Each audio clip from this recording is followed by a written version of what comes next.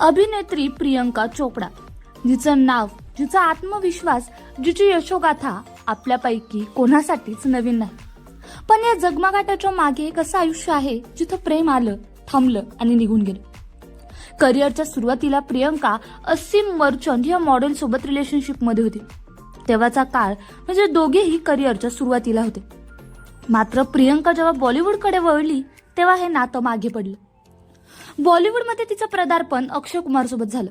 कामातली जवळकी मैत्रीत बदलली आणि मैत्री प्रेमात. दोघांनी एकत्र अनेक हिट सिनेमे दिले. पण जेव्हा ट्विंकल खन्ना अर्थात अक्षयची पत्नी यांना या नात्याची खबर लागली तेव्हा अक्षयने प्रियंकापासून दूर जाणं पसंत केलं. नंतर प्रियंकाच्या आयुष्यात हरमन बवेजा आला.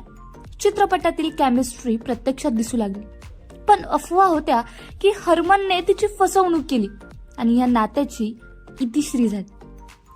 कमीने सिनेमात प्रियंका आणि शाहिद कपूरची जोडी प्रेक्षकांनी डोक्यावर घेतली आणि खरंच दोघं खूप जवळ आले.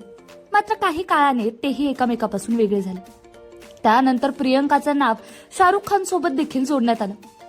डॉन सिनेमाच्या शूटिंग दरम्यान त्यांची जवळीक चर्चेत आली.